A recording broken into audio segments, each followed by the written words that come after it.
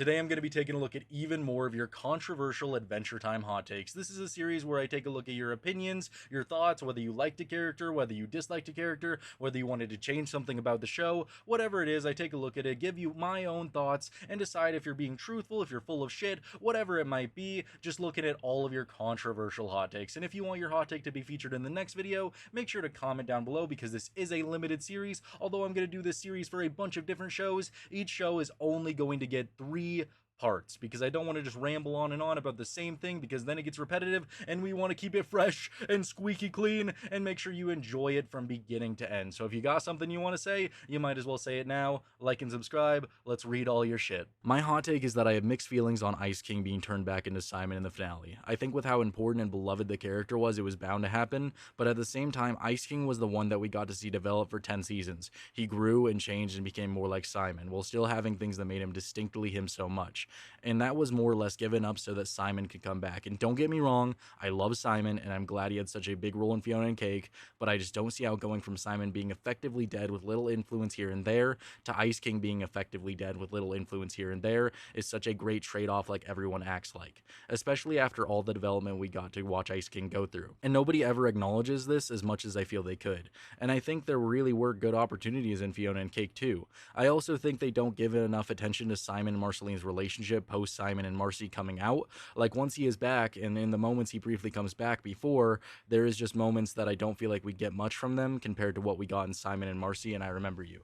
And this is honestly a extremely fair take. I mean, Ice King was truly the character that we got to watch go from being this rancid, decrepit old man who wanted to prey on 16-year-old princesses, but then you have to take into consideration the fact of one of your main points here is that Simon goes from being effectively dead to just taking over. That's not how it was. Ice King was still Simon. He was just Simon, just extremely crazy to the max. It's not like Ice King when he goes away. It's a separate personality locked away. The big difference here is that Simon was always there. He was always inside of the crown, inside of the mind. He was always there in a way, and he was always suffering.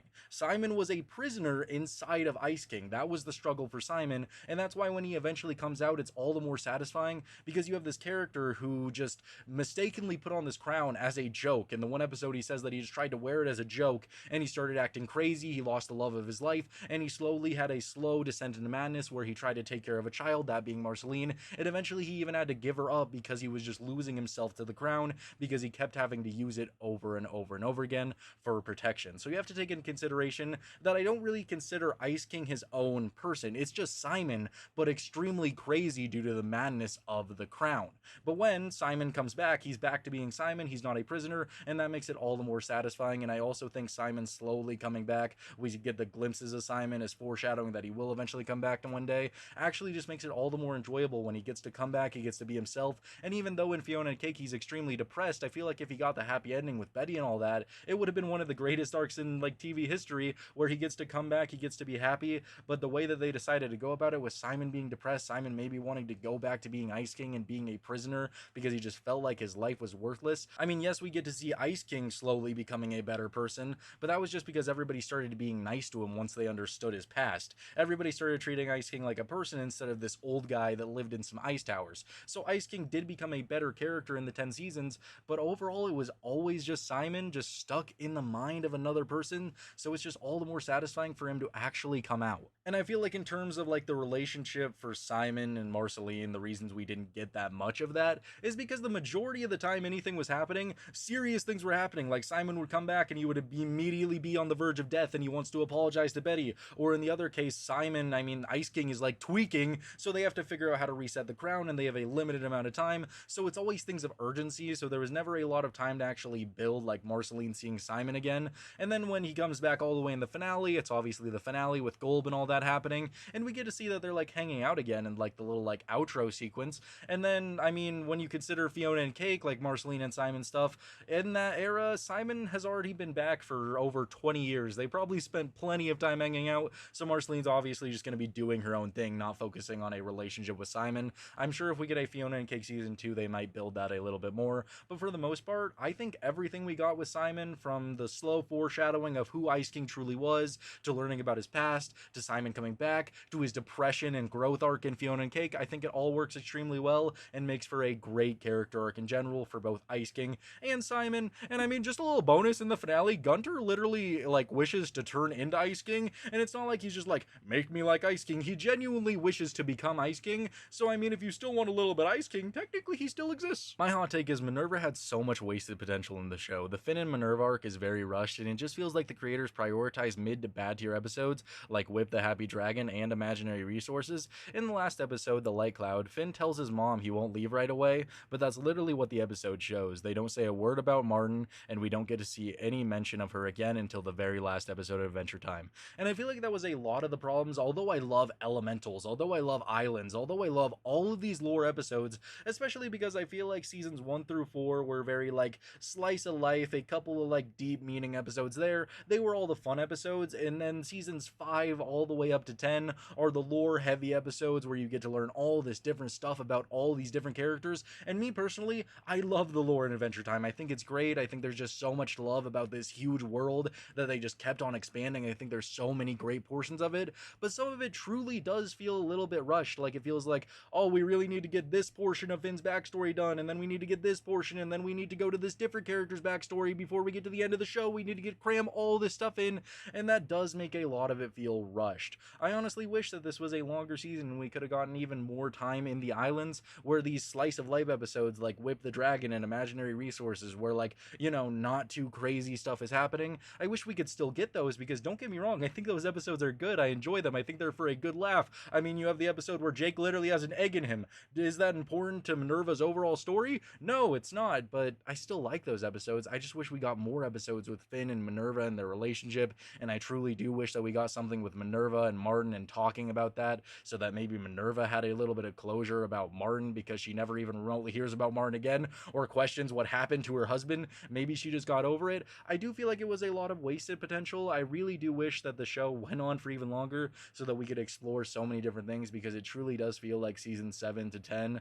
they were just rushing so many different storylines to give us so many different character progressions. I definitely agree with you. I wish we got more time with it. I think Minerva is really good in the show. I just wish we got more with her and explored more with her, so I definitely agree. Oh yeah, I forgot I was going to include this one. Also, not much of a hot take, but it kind of bothers me how no one acknowledges how half the staff are kind of reverted in the earlier seasons. There was a joke that Ice King, Gunter and Gunter's weird kitten baby, was originally going to look like half Ice King and half Gunter hybrid, and that's why in the original he has a reaction that he did. In the storyboard version of the episode The Chamber of the Frozen Blades, Gunter's offspring was going to be a hybrid Ice King penguin creature. However, as Adamuto explained, he originally drew a glowing kitten, but Thorop von Orman, if I'm saying that wrong, I'm so sorry, who was working on the show at the time, wanted it to be an Ice King penguin offspring, which they thought would be a cool gross out moment. However, the network rejected the idea and it went back to being a kitten. Yeah, I'm very happy that they decided to keep it a fucking kitten. Can you imagine how many people would just never grow on Ice King and would never enjoy his growth as a character? All the Simon stuff, if just canonically he was fucking Gunters, he was just derailing the penguins. What's enjoyable about that? That's so sick. I mean, to be honest, like if I saw that, it would be a cool, funny, gross out moment. I would be like, oh my god, why? I mean, I would be like 7 or 8 at the time, so that would be pretty rough, but like either way, that would just be too much. I'm glad they scrapped that, because I would not want Ice King to be a canonical penguin fucker. The final fight of Fiona and Cake against the Scarab was bad and felt like someone's messy fanfic. The Scarab had become feral for some reason until he got hit, and then started a monologue exactly long enough for a random ass assortment of characters who got teleported from across the multiverse to get his weapon and trap him. That'd be fine if he wasn't a constant threat throughout the entire show. Don't get me wrong, the ending is sweet and all, but that fight could have been handled way better than Fiona getting a random power up. And I can completely agree with this. That was initially what I was thinking when I first watched this episode, because at that point I was thinking, wow, this show is really, really good. We're getting so much solid stuff. Scarab feels like a true villain, a menace, somebody that is to be feared. He's a literal god auditor going around fighting a bunch of different gods and just turning them into eggs. So you would think in the final battle, he would be a little bit more menacing. No, but for half of the fight, he's literally just going around with a stick, erasing just everything around them, not actually fighting anybody. They they throw a bunch of gods at him, he just destroys all these different gods that he audited before, and then just all of a sudden, just a bunch of random characters show up. Cake turns into Godzilla, which I actually enjoyed a little bit. I thought that was kind of funny. Fiona gets thrown a bunch of strawberries and turns really big and just kicks him. It just completely negated any of the menacing factor that the Scarab had, because all of a sudden, he didn't feel like this guy who could go around defeating all of these different cosmic entities. He just felt like a guy who could lose to a bunch of just random losers who weren't really doing that much at the time. And you could say, oh, Fiona's big though. She's like really big, so of course she could beat the Scarab. No, that just felt so wrong for everything we had seen from him throughout the entire show. And like, yeah, the ending's really good with the whole Dandelion, their universe getting created, but I feel like the Scarab should have been like actually fought, or it should have felt like an actual fight. It truly is a fanfic. It genuinely felt that way. I completely agree with you. When I was first watching it, I was like, what is happening? And I actually hated the fact that Prisma was like, oh, I gotta get them some help, and then a bunch of people from the multiverse show up just to help them. That didn't make any sense for me. I mean, first of all, you're not supposed to have any crossovers. I thought that was like a rule. That's why the entire show started in the first place, because Fiona and Cake weren't in the universe that they were supposed to be in. You're not supposed to have crossovers, so why is he allowed to do that? And then what makes it even worse is Farm World Finn's kid Jay and Little Destiny, they stay in the world. So what were the rules here? I don't get it. What happened to Finn's other kids? I don't know. It genuinely felt like kind of bad writing there. I think it's a sweet and wholesome ending, but that entire fight was all over the place, to be honest. It has some cool visuals, but all over the place. I agree with you. Not really a hot take, but I wish they explored how or why Martin became the way he is. I mean, I know he was always a con artist, but he actually set that life aside and settled down with Minerva. I guess I've always assumed that fight with the Guardian gave him severe brain damage, and that's why he became the infamous unsympathetic deadbeat. And yeah, I honestly kind of wish that they would just give us, or just, dangle the keys in front of our face of somehow he got the brain damage. I'm assuming that it could only be from the fight with the Guardian, because I don't see why he wouldn't come back to the island, why he wouldn't go back for Finn, why he wouldn't be trying that, why he wouldn't remember anything. I'm assuming it had to be when he fought the Guardian, but I truly wish that they would at least explain how he got the way that he became, instead of just immediately showing him as just this horrible, horrendous person. I mean, you could also argue that, I don't know, it's just so weird with Martin, because he feels like a very, smart, calculated person. I mean, in the BMO Distant Land series, he's clearly Mr. M. How did he get all the way out into space? How is he doing all this different stuff? How is he doing all this? How is just one part of his brain just that messed up that he can't remember his kid, or the parts that he does want to remember, he just ignores and just doesn't care about them? I don't know. Martin is a very confusing character throughout the entire series. Definitely one of the just weirdest, and one that I wish that we got a full explanation for. But I don't know, that kind of makes him even more hated when you don't understand why he's like this. Maybe that's what they were going for. I hope that we do maybe get some more of it in some future form of Adventure Time. I think they should have went way more in depth with Betty's character, to be honest, and I don't really know what more you could have gone in depth. I mean, if you're not considering like Fiona and Cake and all that, I mean, crazed lover, crazy about Simon, wants to be with Simon at all costs, gets really scared because Simon puts that crown on, runs away. Simon from the future talks to her, she comes into our world, and just she's so in love with him that she wants to do anything she possibly can to convert Ice King back into Simon. That's her entire character arc. And then if you factor in everything that we get in Fiona and Cake, with them going on this expedition together, falling in love, developing this intense, incredible relationship where they truly care about each other, but it's just kind of one-sided because Betty is like crazy in love with Simon. I mean, I don't really know what more you could be asking for her as a character. Maybe some more personal stuff. I mean, she likes petroglyphs.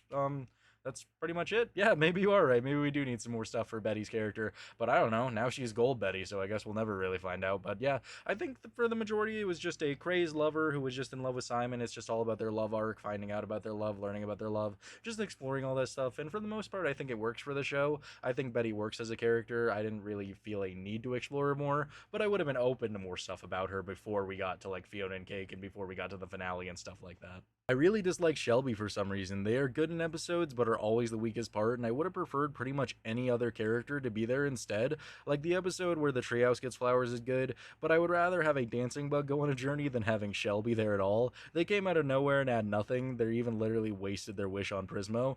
And I guess I get what you're saying. Shelby is literally just a episode enhancer. There doesn't need to really be entire episodes about him, and I think the little brother episode is really good. I enjoy that one a lot. I think it's a lot of fun. I think Shelby's great in that episode. I think the little brother is great in that episode. It's a really good Shelby episode, but for the most part throughout the entire series, Shelby is kind of there just for some comedic relief. Check please. Yeah, I enjoy that. That's pretty good. Everything else is kind of whatever. For the Prismo wish, I think it's actually more funny that he just came out of nowhere and wishes for a pony for his girlfriend and then crawls away and just like, oh, did you get it? I think it's funny. I think he's just there for comedic relief. I don't think you're really supposed to enjoy him other than to maybe give you a laugh.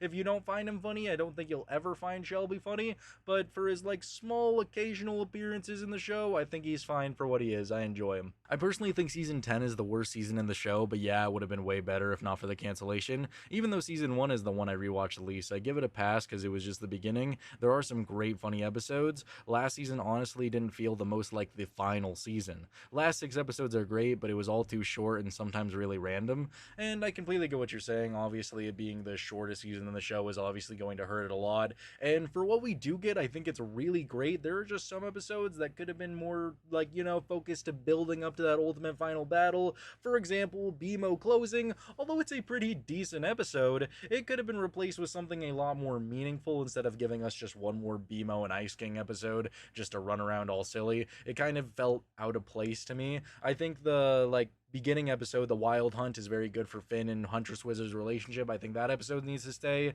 Marcy and Hudson, a really good episode, but kind of feels a little bit out of place. The Flame Princess rapping episode also is a really out of place one for me, but I don't know. I feel like if it was a longer season, all these episodes would hit really well. I mean, and then you even have the Tree Trunks Ring of Fire episode. There's a lot of good episodes in the season. It's just genuinely way too short to tell if it was going to be an actual good season or not. I feel like if it had so many good episodes, to build up to that finale and then to balance it out with all the regular Adventure Time shenanigans, it would have turned out way better. But I don't know. We'll never know because of how short it was. It probably could have been one of the best seasons if they had a lot more time. I think Jake and Lady Rainicorn are an underrated couple. I love their dynamic and how they met in the pilot. It was pretty entertaining. I wish we could have seen more of them along with the pups. I enjoyed them as well. And I can honestly agree with you, especially on the pups. The pups had so many good episodes. I think they were all bangers except for maybe the Viola one. I could take it or leave it at that point. It's just not that good of an episode. She wants to be an actress. It's okay, I guess. But all the other ones are really good. I really like the one with Jake Jr., the heist one,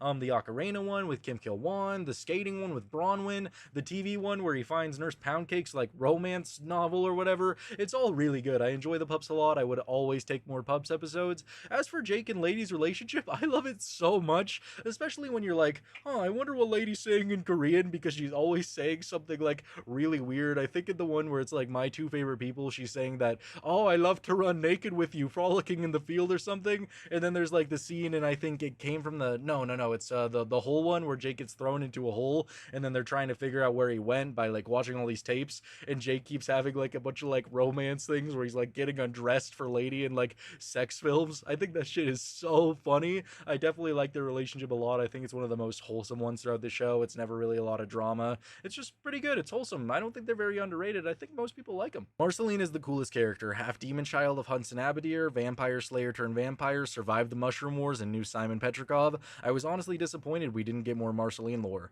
And my first question is, did you watch everything including Distant Lands, all of the show? Because we got so much Marceline lore. It's crazy how much Marceline lore we got compared to a lot of other characters in the show. The only thing that I could say we didn't get to learn about maybe is her first time having to be with Hudson Abadir and just hanging out with him after Simon left. We didn't get really too much of that. I guess there are 700 years where they could have given us more stuff, but for the majority of the time, we get to learn so much about Marceline. We get an entire 7-part origin story. Well, not 7 parts, it's just all about her vampire history with all of them. We get one main episode, Everything Stays, that explores her relationship with her mom, her origins of hanging out with humans, fighting vampires, getting turned into a vampire. We get to learn so much about her there. And then if you go to Distant Lands, we get to learn about her relationship with Princess Bubblegum in the past, how they broke up. We get to learn stuff about how her mom passed away from an illness and left Marceline, and how she just stayed at a club waiting for her for so long, watching this red light blinking, and then she eventually goes back there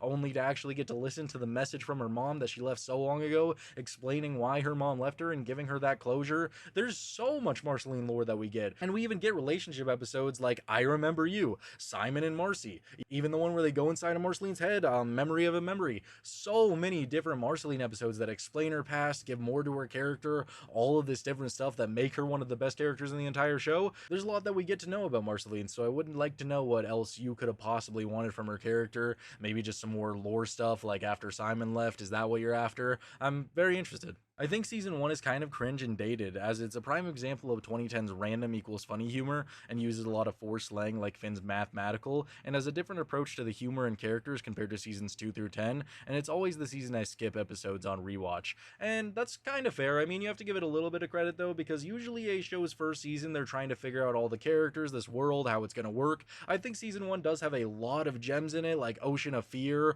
all that different stuff. I think Slumber Party Panic is a very good opening episode. There's a lot of good stuff in season one, but it does have a lot of episodes that do kind of just have that random cringe humor. But I think it works for the most part. They were genuinely just trying to figure out how the show is going to go, how it's going to work. I think the voice actor of Jake even said, like, for the first like season or up to like halfway through season two, he didn't even understand what the show was about or what was even going on. He couldn't even comprehend it because it was all just so random. So I kind of get what you're saying. I still think season one is pretty good. I usually tend to rewatch it, even though if some of the episodes are kind of bad, like the business time episode. I hate that episode so much. I can't stand it. Jiggler is a very weird yet funny episode. There's a lot of weird episodes in there, so I definitely can just say that they were trying to figure it out and understand this world and these characters and just meshing it all together. And I think by season 2 and all the way up to season 10, they fully understood how the show should work, how all the stuff is supposed to go, how all the characters are going to go. I think it definitely just got better as the show went on. That's probably why you skip it so much. I think the Vampire King should have definitely killed someone to make him as bad as he seemed. The 180 with him wanting to be good was kind of lame. I wish they had him stay bad until he died, basically killing a main character in the process or severely changing the story dynamic when he was in stakes. And I kind of get what you're saying. I don't know if he needed to kill a main character to do that. I don't know, maybe he could have drank up Starchy or something. But either way, I don't know, I kind of like it in a way.